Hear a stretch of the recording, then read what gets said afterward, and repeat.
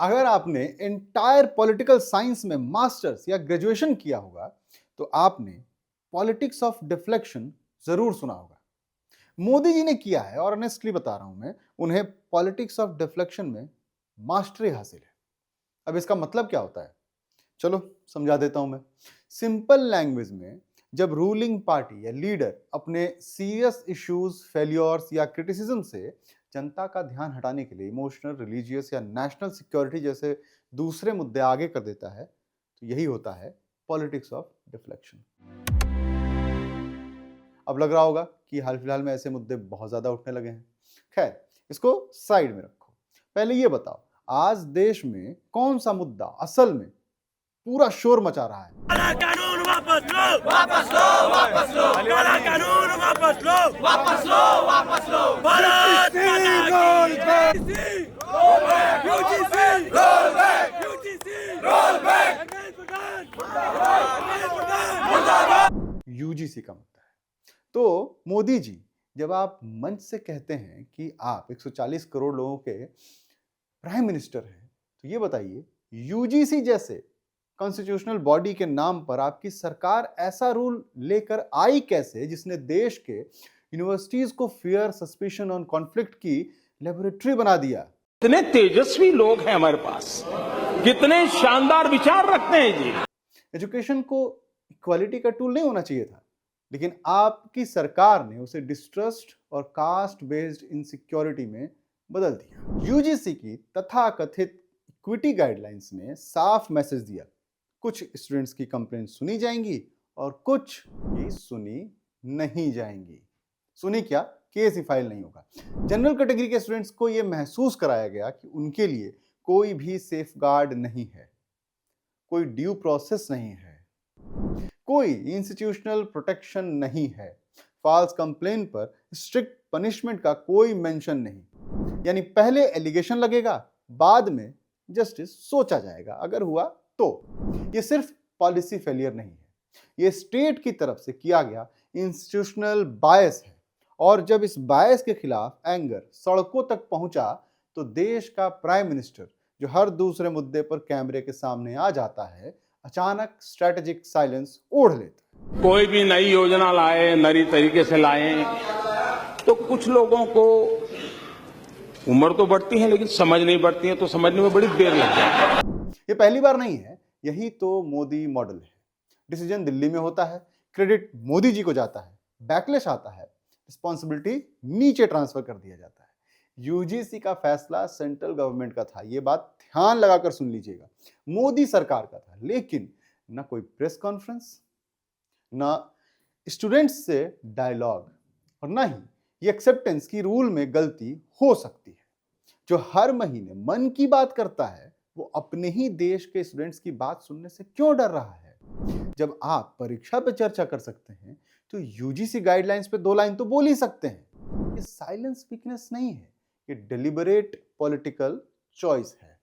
और ठीक इसी साइलेंस के बीच अचानक मध्य प्रदेश की SC ST OBC scholarship headlines में आ जाती है।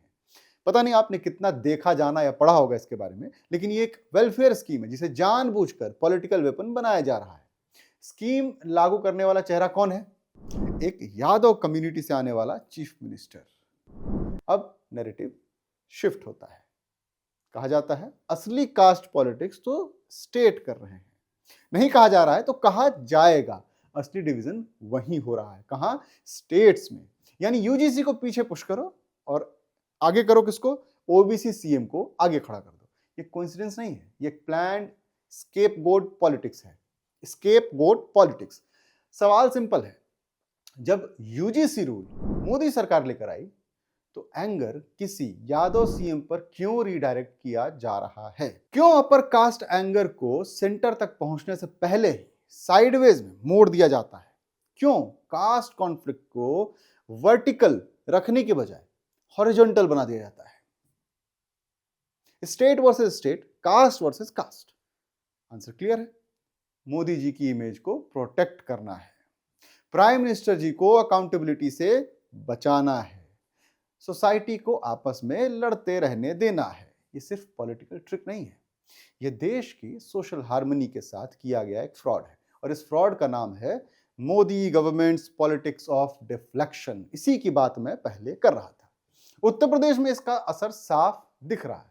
ब्राह्मण और जनरल कैटेगरी के लोग नाराज हैं, लेकिन योगी सरकार चुप है, क्योंकि असली फैसला उसने लिया ही नहीं। विपक्ष को मौका मिल गया है कहने का कि बीजेपी सामाजिक न्याय के नाम पर जातियों को लड़वा रही है। प्रधानमंत्री कहते हैं मुझे गाली दो, लेकिन जब वाकई राजनीतिक कीमत चुकाने की बारी आती है तो सामने खड़ा कर दिया जाता है एक यादव मुख्यमंत्री। ये नेतृत्व नहीं है, ये जिम्मेदारी से बचने की राजनीति है। प्रधानमंत्री अगर फैसला लेते हैं तो उन्हें उसका बोझ भी उठाना चाहिए, न कि उसे राज्यों और समुदायों पर डालकर खुद किनारे खड़े रहना चाहिए। यूजीसी वाला पूरा मामला शुरुआत में देखने पर तो एक एजुकेशनल रिफॉर्म की तरह लगता है। नई इक्विटी गाइडलाइंस, बड़े बड़े शब्द, नोबल इंटेंशंस। आधिकारिक भाषा में कहा गया कि इसका मकसद कैंपस में जातिगत भेदभाव रोकना, एससी, एसटी, ओबीसी छात्रों के लिए ग्रीवेंस रिड्रेसल मैकेनिज्म बनाना और यूनिवर्सिटीज को ज्यादा इंक्लूसिव बनाना है। कागज पर सब कुछ मॉरली सही लगता है, ऑलमोस्ट अनआर्गुएबल। कौन नहीं चाहेगा कि किसी भी छात्र के साथ भेदभाव ना हो, लेकिन यहीं से कहानी पलटती है। इन गाइडलाइंस को जब ग्राउंड रियलिटी में पढ़ा गया तो एक अनकंफर्टेबल सवाल उठा, जनरल कैटेगरी के लिए सेफगार्ड कहां है? अगर कोई फॉल्स या मोटिवेटेड कंप्लेन हो तो उसे रोकने का मैकेनिज्म क्या है? नियमों में पनिशमेंट असिमेट्रिकल है। आरोप लगाना आसान है, लेकिन अगर आरोप झूठा निकला तो जवाबदेही लगभग शून्य है। यहीं से पॉलिसी एक न्यूट्रल रिफॉर्म न रहकर परसेप्शन की लड़ाई बन जाती है। जनरल कैटेगरी के छात्रों और टीचर्स को लगने लगता है कि सिस्टम उन्हें डिफॉल्ट अक्यूज्ड मान रहा है, और यहीं पर यह मुद्दा एजुकेशन पॉलिसी से निकलकर सीधे आइडेंटिटी और कास्ट पॉलिटिक्स में कूद जाता है। सवाल अब कैंपस सेफ्टी का नहीं रहता, सवाल बन जाता है राज्य किसे प्रोटेक्ट कर रहा है और किसे एक्सपेंडेबल मान रही है। सरकार की चुप्पी और यूजीसी की वन साइडेड फ्रेमिंग इस भावना को और गहरा करती है कि यह सिर्फ रिफॉर्म नहीं बल्कि एक तरह की अपीजमेंट ड्रिवन सोशल इंजीनियरिंग है। नतीजा यह है कि एकेडमिक गाइडलाइन जो डायलॉग और बैलेंस से लागू हो सकती थी, वो धीरे धीरे राजनीतिक असंतोष, जातिगत इनसिक्योरिटी और इलेक्टोरल एंजाइटी का सिंबल बन जाती है। यूपी में यह मुद्दा सबसे ज्यादा क्यों सुलग रहा है? उत्तर प्रदेश एक ऐसा राज्य है जहां छात्र राजनीति और जाति राजनीति कभी अलग अलग रही ही नहीं। विश्वविद्यालय, कॉलेज और प्रतियोगी परीक्षाओं की तैयारी करने वाले छात्र यहां सिर्फ पढ़ाई नहीं करते, ये भविष्य की राजनीति का हिस्सा बनते हैं। जब भी शिक्षा से जुड़ा कोई फैसला आता है, खासकर ऐसा फैसला किसके अधिकार ज्यादा किसके कम की बहस छेड़ दे, तो उसका असर सीधे चुनावी राजनीति पर पड़ता है। यूजीसी का मामला भी कुछ ऐसा ही था। इसीलिए ये विरोध सिर्फ कैंपस तक सीमित नहीं रहा, बल्कि सड़कों, पार्टी दफ्तरों और सोशल मीडिया तक फैल गया। आपने देखा ही, रिजाइन सब कुछ हुआ। इस बार खास बात यह है कि नाराजगी सिर्फ छात्रों की नहीं है। बीजेपी के स्थानीय कार्यकर्ता, मंडल और जिला स्तर के लोग और पार्टी के कोर सपोर्टर्स भी इस मुद्दे पर असहज दिखाई दे रहे हैं। ये वही लोग हैं जो चुनाव के समय पोस्टर लगाते हैं, वोटर तक पहुंचते हैं और सरकार के फैसलों का बचाव करते हैं। जब यही लोग सोशल मीडिया पर सवाल पूछने लगे या चुप हो जाएं, तो पार्टी के लिए खतरे की घंटी बज जाती है। बीजेपी की सोशल कोलिशन में दरार, ये मुद्दा जिस बात की तरफ इशारा करता है वो बहुत गंभीर है। यूपी में ब्राह्मण समाज पहले से ही महसूस कर रहा है कि सत्ता में उसकी भूमिका घटती जा रही है। नीतिगत फैसलों में उसकी भागीदारी कम है, निर्णय प्रक्रिया में उसकी आवाज कम सुनाई देती है। ऊपर से आरक्षण और सामाजिक न्याय की राजनीति को जिस तरीके से पेश किया जा रहा है, उससे ये भावना गहरी होती जा रही है कि सरकार एक खास वर्ग को खुश करने के लिए लगातार अपीजमेंट और तुष्टीकरण की राजनीति कर रही है। यूजीसी विवाद ने इस नाराजगी को सिर्फ भावनात्मक नहीं बल्कि वैचारिक आधार भी दे दिया। अब यह गुस्सा सिर्फ हमें नजरअंदाज किया जा रहा है तक सीमित नहीं है, बल्कि यह हमारे खिलाफ संस्थागत व्यवस्था बनाई जा रही है तक पहुंच गया है। मध्य प्रदेश सरकार की SC, ST, OBC scholarship scheme को अगर सरफेस पर देखें तो एक रूटीन वेलफेयर अनाउंसमेंट लगती है। पोस्ट मैट्रिक से लेकर हायर एजुकेशन तक मदद की जाएगी, एक्सेस बढ़ाने की बात की जा रही है, सोशल जस्टिस का दावा किया जा रहा है, लेकिन राजनीति में टाइमिंग कभी इनोसेंट नहीं होती। ठीक उसी वक्त जब यूजीसी की इक्विटी गाइडलाइंस पर देश भर में गुस्सा सुलग रहा है, उसी समय एमपी में बड़ी कास्ट बेस्ड स्कीम की घोषणा होती है। चेहरा कौन होता है? एक यादव समुदाय से आने वाला मुख्यमंत्री। ये कोइंसिडेंस नहीं है, ये कैलकुलेटेड सिंबॉलिज्म है। संदेश साफ है, जाति आधारित फैसले केंद्र नहीं कर रही है, राज्य ले रहे हैं। यानी आग कहीं और लगी हो, धुआं कहीं और से निकलेगा। अब समझते हैं कि इस नैरेटिव को घुमाया कैसे जा रहा है। तो देखो, मोदी जी को बचाने की चाल यहां नैरेटिव इंजीनियरिंग काम कर रही है, वो भी बहुत चालाकी से। सटल मैसेजिंग शुरू होती है कि देखिए, असली जाति की राजनीति तो राज्य सरकारें कर रही हैं, यूजीसी तो सिर्फ रिफॉर्म ला रहा है, डिवाइसिव तो स्टेट लेवल स्कीम्स हैं। यानी केंद्र के कंट्रोवर्शियल फैसले से ध्यान हटाकर राज्यों की कास्ट सेंट्रिक पॉलिसीज को स्पॉटलाइट में डाल दो। सवाल यूजीसी के वन साइडेड नियमों पर नहीं रहता, सवाल बन जाता है कि मध्य प्रदेश सरकार क्यों जाति देख रही है। यह क्लासिक डिफ्लेक्शन है। मोदी जी की सरकार खुद को रिफॉर्मिस्ट, अबव पॉलिटिक्स दिखाती है और राज्यों को पॉलिटिकल विलन बना देती है। लेकिन यादव मुख्यमंत्री को बलि का बकरा बनाया क्यों जा रहा है? ग्राउंड रियलिटी बिल्कुल साफ है। यूजीसी रूल्स केंद्र का फैसला है, drafted, notified, defended bye Modi government. लेकिन परसेप्शन बनाने की कोशिश जानबूझकर उल्टी दिशा में की जा रही है। देखिए, ओबीसी लीडरशिप जाति की राजनीति कर रही है। इससे दो फायदे होते हैं। पहला, मोदी सरकार पर डायरेक्ट हमला कमजोर पड़ता है। दूसरा, अपर कास्ट एंगर को ओबीसी चेहरे पर ट्रांसफर कर दिया जाता है। गुस्सा वर्टिकल नहीं रहता, उसे हॉरिजॉन्टल बना दिया जाता है। MP versus UP, CM versus CM, caste versus caste. ये पूरा आर्किटेक्चर एक लॉन्ग टर्म स्ट्रेटेजी की तरह दिखता है। सेंटर को डेलिबरेटरी न्यूट्रल, टेक्नोक्रेटिक, रिफॉर्म ड्रिवन दिखाया जा रहा है। हम तो सिर्फ गाइडलाइंस देते हैं और स्टेट्स को पॉलिटिकल एक्टर्स बना दिया जाता है। असल फैसले तो यहीं हो रहे हैं। अगर बैकलैश बढ़ता है तो मोदी सरकार के पास परफेक्ट एलिबाई है, राज्यों ने अपने निर्णय लिए हैं। यादव मुख्यमंत्री इस खेल में शॉक एब्जॉर्बर की तरह इस्तेमाल हो रहे हैं, कास्ट एंगर का लाइटनिंग रॉड। असल में यह मोदी जी को बचाने की राजनीति है। यहां आग केंद्र ने लगाई, लेकिन जलने के लिए राज्यों को आगे कर दिया।